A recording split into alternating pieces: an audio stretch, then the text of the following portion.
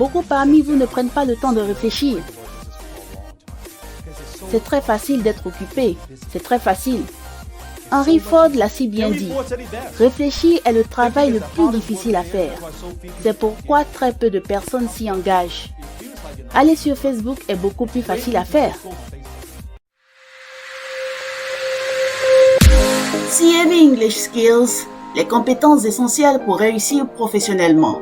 Des conseils pratiques en développement personnel, entrepreneuriat et indépendance financière en 40 épisodes audio. CAV English Skills, une production de CAV English Network. Salut chers auditeurs et auditrices de CAV English Skills. Comme on le dit souvent, il faut réfléchir avant d'agir. Ce qui revient à dire que s'il y a une action ou une activité à laquelle il faut apprendre à consacrer le temps nécessaire, c'est bien l'action de réfléchir. Dans les épisodes 1 et 4 de CAV English Skills, nous avons évoqué « Réfléchissez et devenez riche ». Le titre de ce livre veut en fait tout dire. Alors, pourquoi et comment réfléchir pour devenir riche?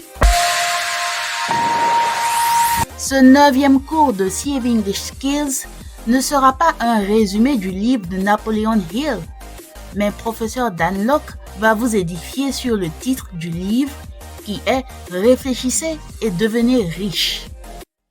Professeur Dan Lok, tout d'abord, pourquoi il est important de prendre le temps de réfléchir?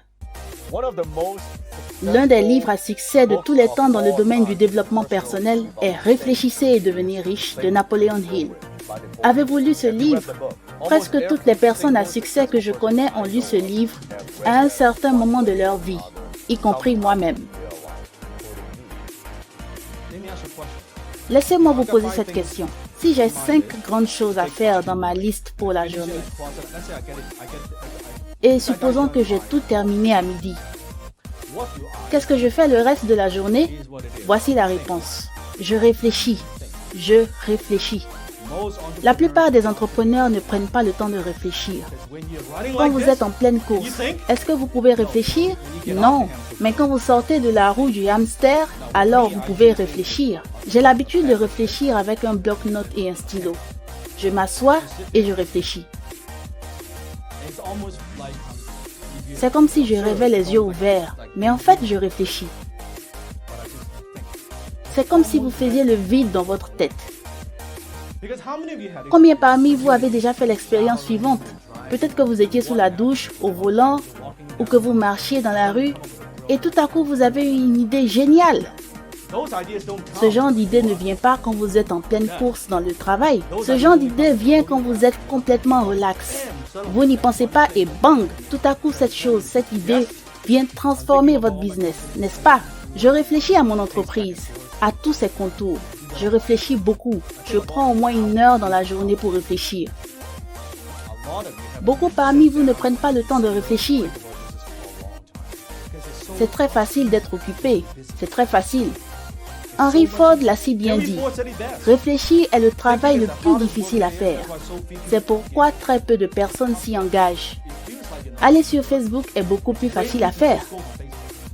Professeur Dan Lok, ceux qui entrent dans la vie active ou ceux qui y sont depuis un certain temps se posent souvent la question de savoir ce qu'ils sont destinés à faire comme activité professionnelle.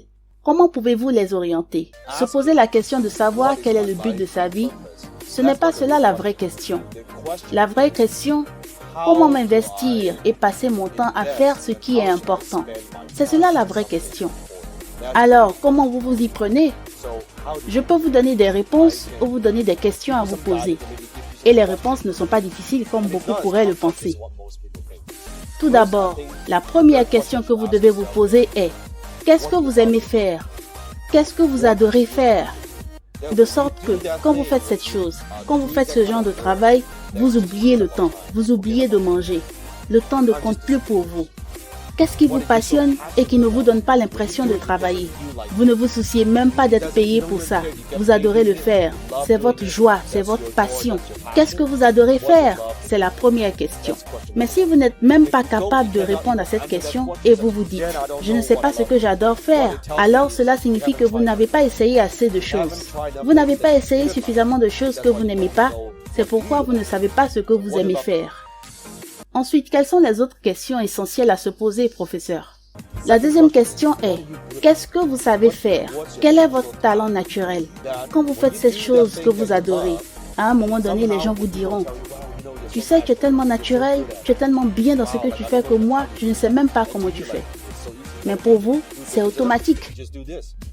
C'est cela votre talent naturel, votre force. Alors, la deuxième question, c'est, quel est votre talent naturel? La troisième question à vous poser pour trouver le but de votre vie, c'est de savoir, qui aimez-vous aider? En ce qui concerne le but de la vie, pour l'identifier, vous devez penser plus grand que vous-même. Pensez plus grand que ce qui est autour de vous. Vous devez penser plus grand que votre propre survie.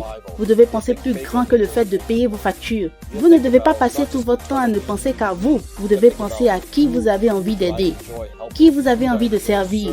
C'est très important parce que c'est seulement en donnant, en servant et en contribuant que vous obtenez satisfaction, que vous obtenez de la joie. Si vous le faites juste pour votre propre ego, si vous le faites juste pour votre propre gain, si vous le faites juste pour vous, vous allez effectivement accomplir des choses, mais vous ne serez pas comblé. Et c'est cela le problème de beaucoup de gens. Ils essaient de gagner la course de la satisfaction en menant la course de l'accomplissement. Mais ça ne marche pas. Ce sont deux courses très différentes. Donc, la troisième question c'est, qui aimez-vous aider? La quatrième question est, pas seulement qui aimez-vous aider, mais avec qui aimez-vous passer du temps? Quand vous réfléchissez aux personnes avec qui vous aimez passer du temps, vous vous rendez compte qu'en fin de compte, la vie est faite d'expériences et de souvenirs. En fin de compte, ce ne sont pas les biens matériels qui comptent. Quand vous vous retrouvez sur votre lit de mort, tout ce qui vous reste, ce sont vos souvenirs, c'est tout. Les gens avec qui vous avez passé du temps, les gens que vous avez aidés. Quel est votre héritage? C'est cela l'héritage. Quand vous mourrez, qui ira à vos funérailles? Qui se souviendra de vous? Qu'est-ce que les gens retiendront de vous? Pour beaucoup de gens, c'est vraiment triste. Il n'y a pas grand-chose à dire sur vous, parce que durant toute votre vie, vous n'avez pas vraiment impacté beaucoup de gens. Vous avez juste vécu votre vie, payé vos factures, aller au boulot, faire des prêts. Et à vos funérailles, c'est juste une poignée de personnes. Je ne pense pas que ce soit cela le but de la vie. CAV English Skills. Un marathon vers la richesse.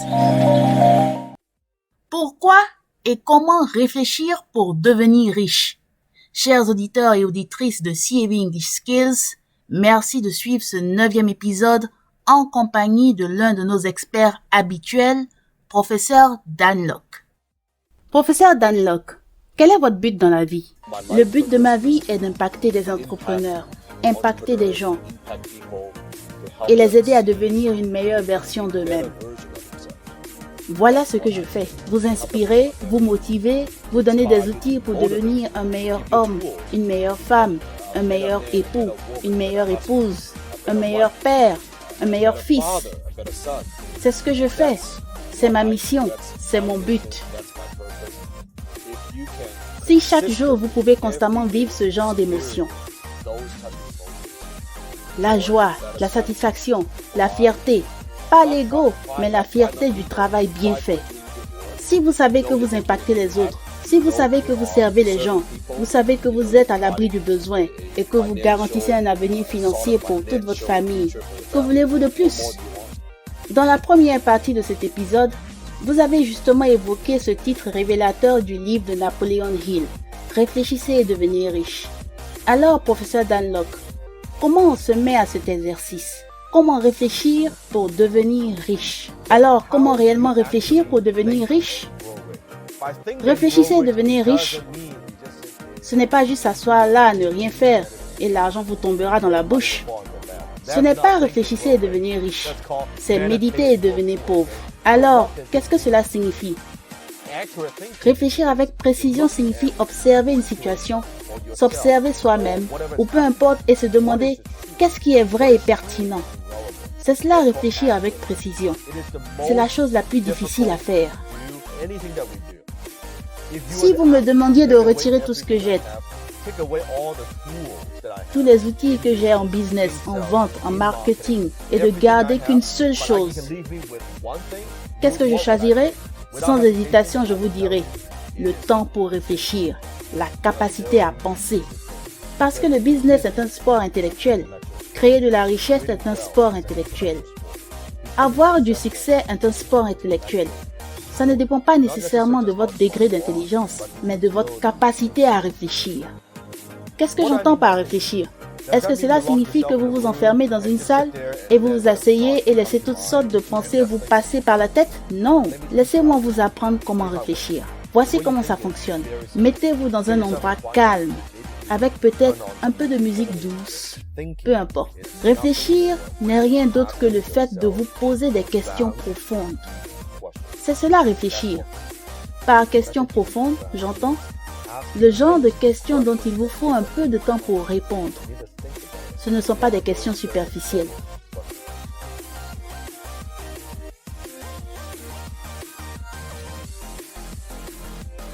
Je vais vous donner un exemple.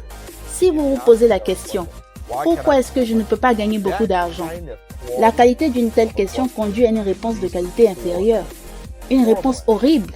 Parce que si vous vous demandez, pourquoi je ne peux pas gagner beaucoup plus d'argent? Qu'est-ce qui vous vient à l'esprit comme réponse? Parce que tu es nul, parce que tu n'es pas bon pour ça, parce que tu n'en vaux pas la peine, parce que personne ne t'aime, parce que personne ne veut acheter ce que tu as, ou encore parce que personne ne veut faire des affaires avec toi, ou parce que tu n'as pas assez d'expérience, tu ne connais pas les bonnes personnes. En quoi toutes ces réponses vous aident vraiment? Peut-être une meilleure question à vous poser est, comment puis-je gagner beaucoup plus d'argent? Mais ça encore, c'est une question trop vague. Mais si vous prenez du temps et vous asseyez et réfléchissez longuement afin de formuler une question plus profonde, comment pouvez-vous améliorer cette question? Au lieu de dire « Comment puis-je gagner beaucoup plus d'argent ?»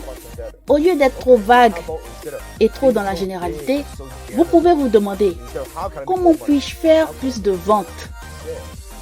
Il y a une différence, surtout quand vous dirigez une entreprise. Comment puis-je faire plus de ventes? Mais si on améliorait encore cette question, comment puis-je faire plus de ventes sans avoir de nouveaux clients? C'est intéressant. Vous voyez, c'est un tout autre point de vue que vous adoptez. En voici une autre.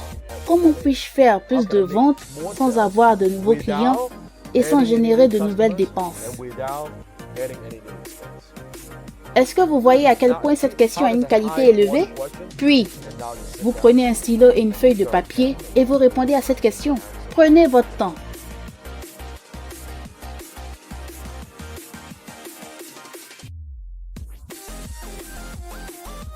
Quand vous prenez du temps pour réfléchir, vous grandissez. Et c'est en fait ainsi que vous réfléchissez et devenez riche. Merci, professeur Dan Lok, de nous avoir expliqué pourquoi et comment réfléchir pour devenir riche. Alors, chers auditeurs, Réfléchissez et devenez riche est justement le tout premier livre que CAB English Skills vous recommande fortement de lire. Nous parlons de l'importance de ce livre pour aussi parler de l'importance de la lecture elle-même. Tous les professeurs de CAB English Skills sont en réalité de grands lecteurs. La lecture augmente la capacité de réflexion.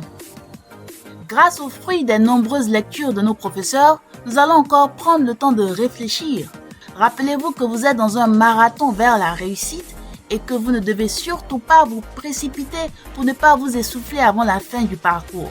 C'est pourquoi, dans le prochain épisode, vous comprendrez que tout se passe avant tout dans votre esprit. Au revoir!